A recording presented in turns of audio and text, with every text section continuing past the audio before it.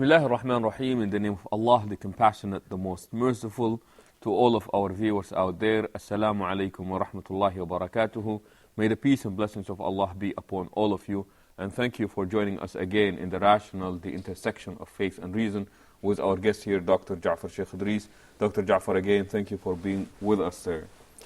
Sheikh, last time we were speaking about, we're still speaking actually about genetic engineering. Yes. And you're giving us an introduction to what makes humans the peculiar, or what makes them humans, and the type of nature that, or the qualities that we possess.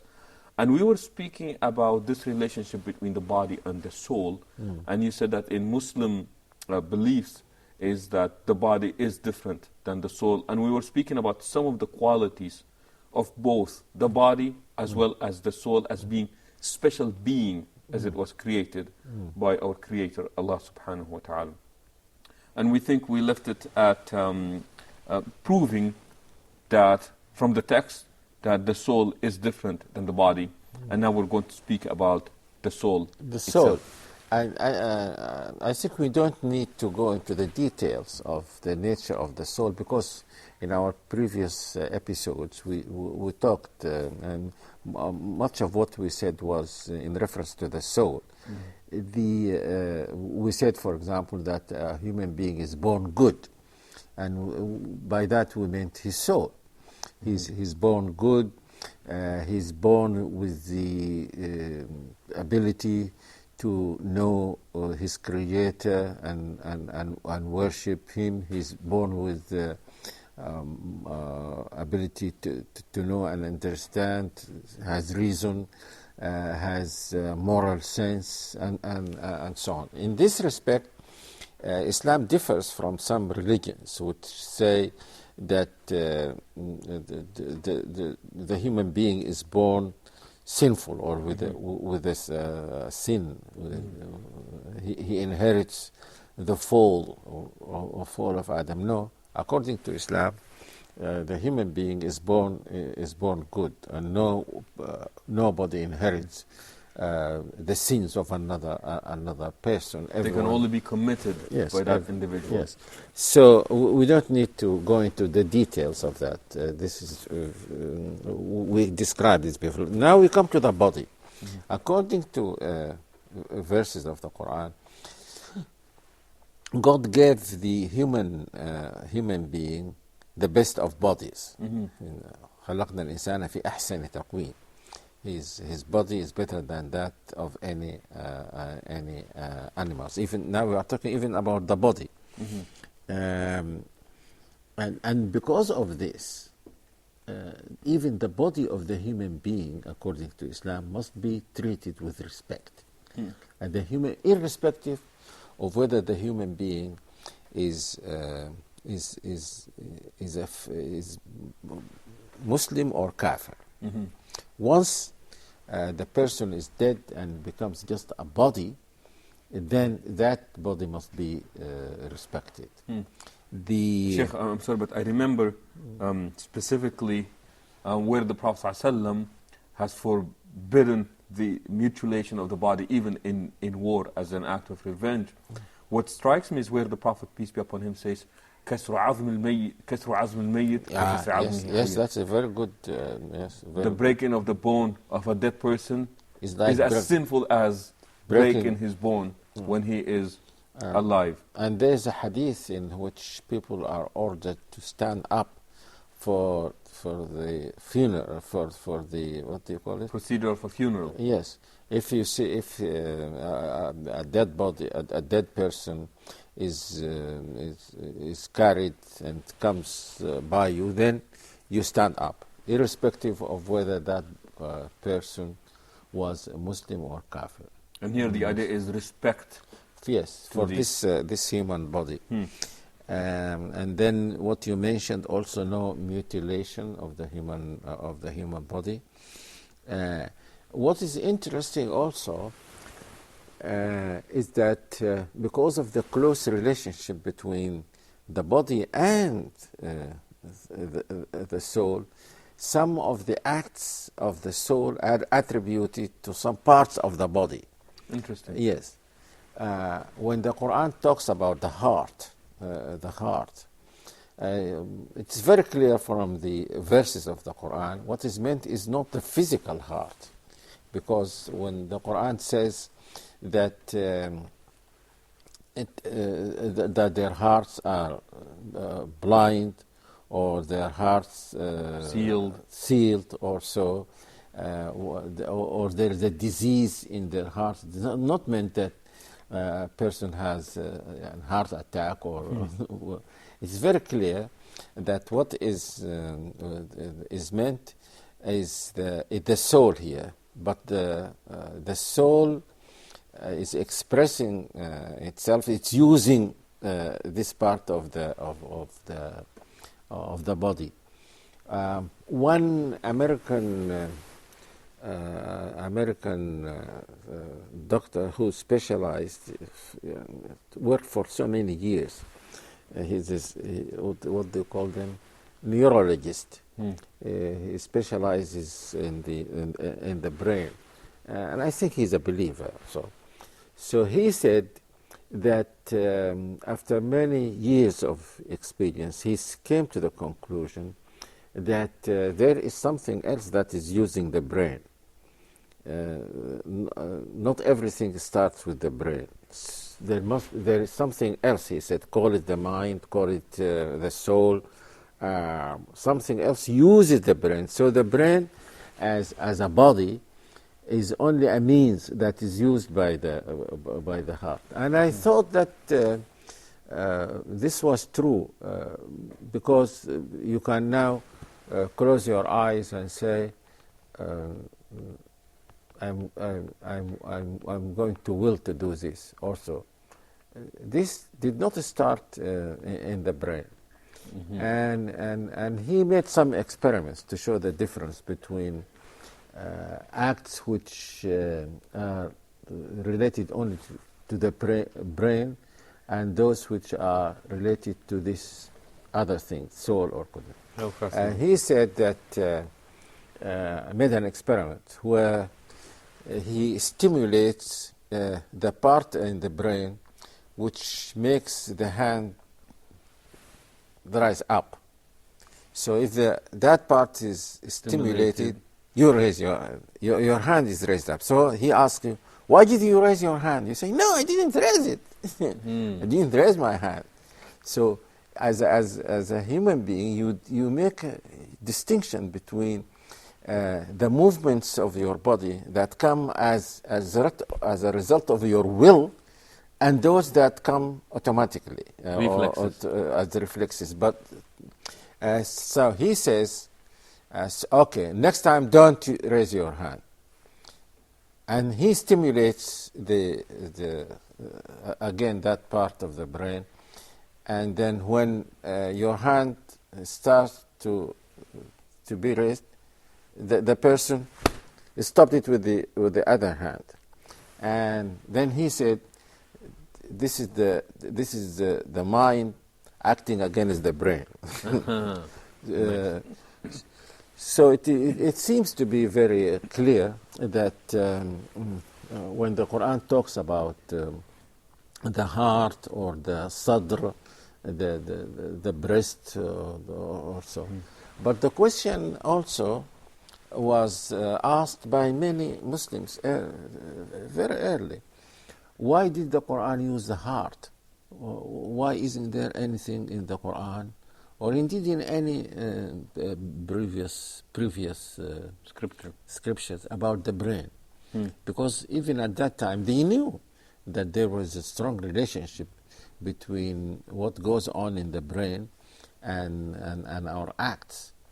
I remember reading a long time ago a book on the brain in which the author said it is almost in all languages that things like knowing and willing and so on are attributed to the heart.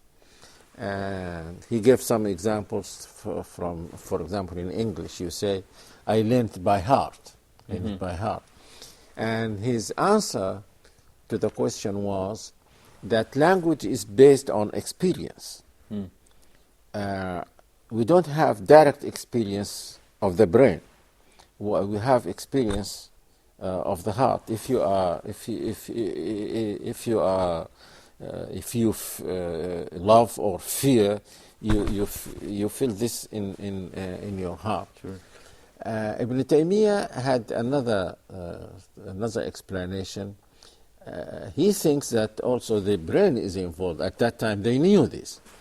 But he said, in fact, the truth is that neither the brain nor the heart think or decide or so. It is the soul that does this. Mm-hmm. So his explanation was just like this explanation of this American neurologist. He said it a long time ago. And so he said the soul has a connection with the body, and it has a special connection, it seems, with the heart and the brain and so on. Interesting. Sheikh, we have to take a break, but before, if we can summarize this idea of which is to be given more preference, or I think you've said it earlier, that the soul is more important than the body. Than the body. Yes. But and the conclusion that I wanted to make, and I made in the paper when I read it, I said that because of all this, I believe as a Muslim that genetic engineering should be confined only to therapeutic purposes. Don't try to improve the human being.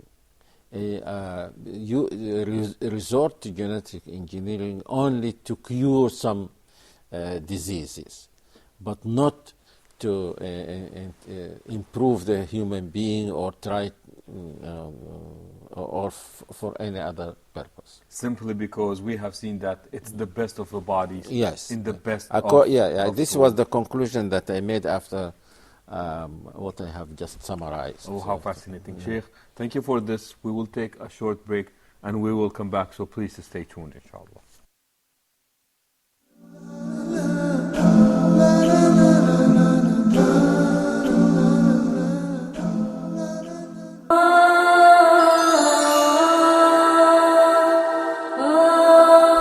You have questions that bother you. What about issues of concern to you? Would you like to share things on your mind with us? Are you interested in solutions based on an Islamic perspective?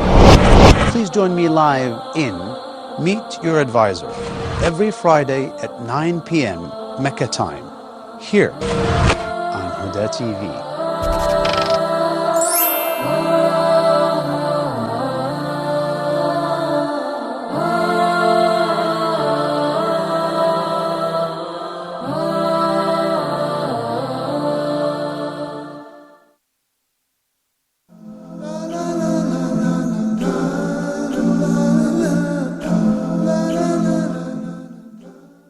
Assalamu alaikum wa rahmatullahi wa barakatuhu. Welcome back and thank you again for joining us in The Rational, the intersection of faith and reason, with our beloved guest here, Dr. Sh.Yassir Sheikh Idris.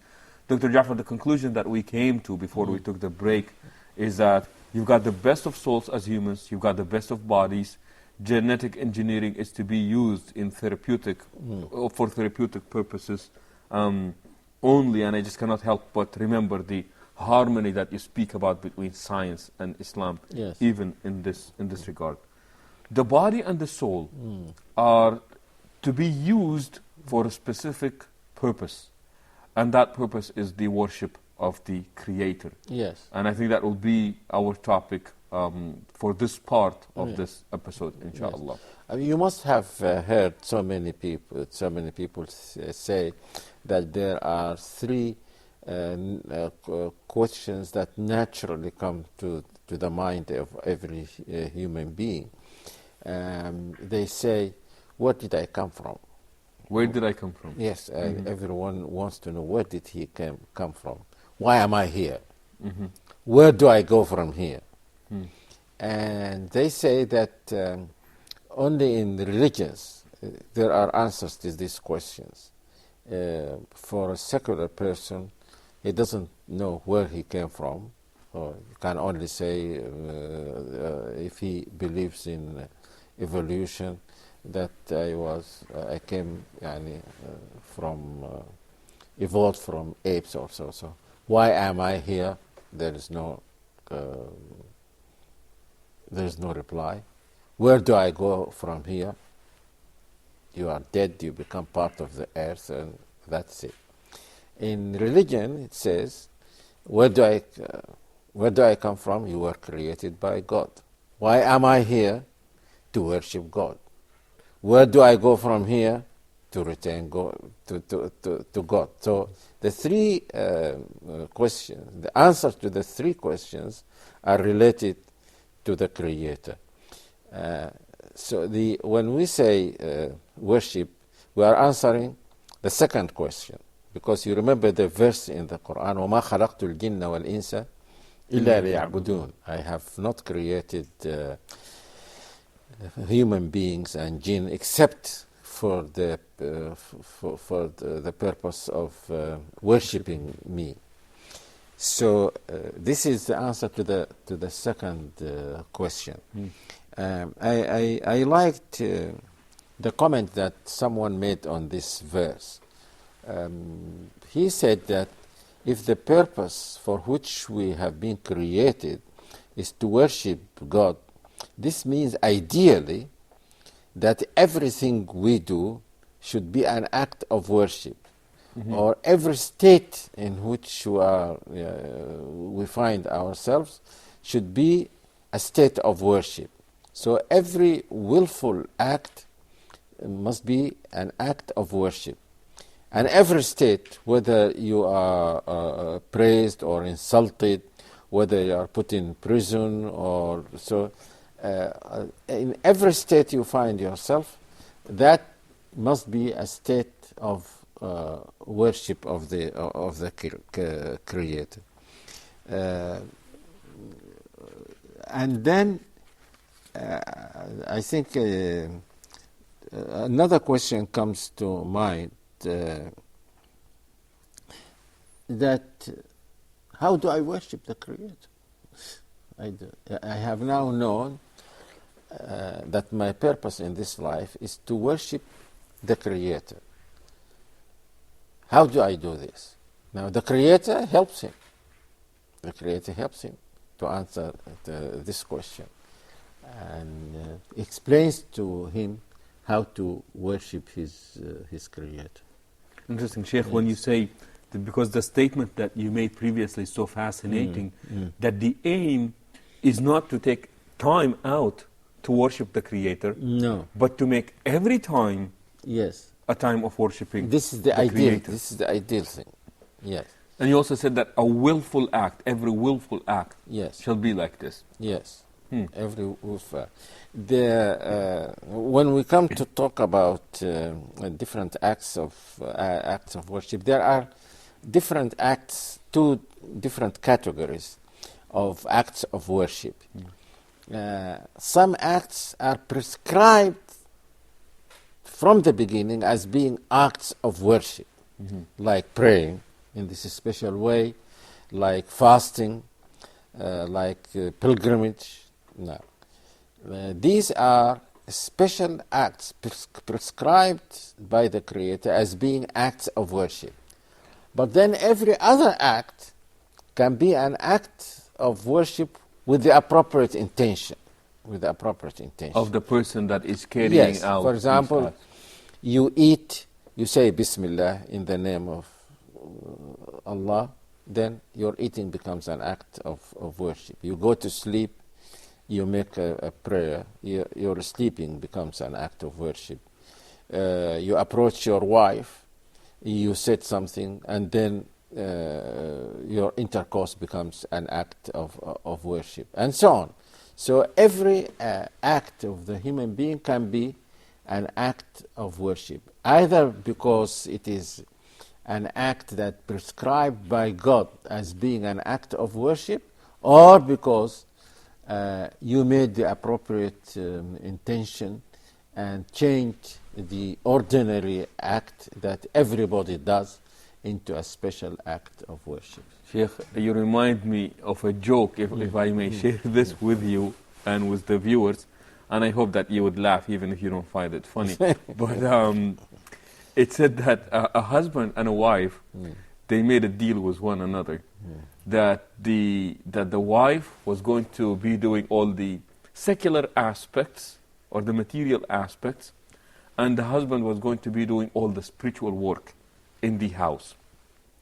And they said that 1 week passed by, and the husband ended up doing every single thing in the house. And the idea was that with the appropriate intention, everything can really be turned into something like this. And I think to our non-Muslim viewers out there, is this where that statement of Muslims come in, that Islam is a way of life? That every single... this includes the fact that Islam is a way of life, but I think the broader meaning is that Islam tells you what to do in every aspect of your life. Every aspect of your life, what to do in social relations, political relations, economic relations, what to eat, what to drink, what do you do when you go to sleep, what do you go when you, and so on. So this is what is meant by it's being a complete way of life. But it is related to this, because when you become a ruler, then if you rule in the name of the Creator or name of Allah, and you implement his Sharia legislation, then you will have the best of reward. You will be worshipping your Creator, even though it may appear yes. as a political affair to other people. Even if you work as a servant to someone, you are paid by that person, but you are sincere in your work, and you are a good Muslim, that your work for that person can be seen as an act of worship. Again, I think I've used this word so many times now, this idea of no dichotomy between that which is personal, that which is of passion, that which is of this, and that which is religious. Yes. Sheikh, going back to this idea that you said certain acts in Islam are specifically prescribed, what do we mean? What do we mean by these things? We're talking about what Muslims refer to as the 5 pillars of Islam, or like this, for example, yes. Yep. Saying, for example, professing your belief is an act of worship, special act of worship. Like when you say La ilaha illallah Muhammad Rasulullah, when you pray, when you fast, when you do pilgrimage, these are special acts of worship and must be done in a special way. And only people who believe in Islam will do these acts. But the other acts are acts that all human beings do, but they don't become, in their case, acts of worship, like eating, drinking, sleeping, and so on. This is the difference between the two. And you're saying that with the appropriate type of intention, you can elevate these acts from being routines and change them into acts of worship. Sheikh, another question is, where does worship take place? The essence of worship. Yes. Where does it reside? The essence of worship is in the soul or the heart. We are now saying the same thing. So worship is a mental thing, primarily, and bodily acts are expressions of these. Now.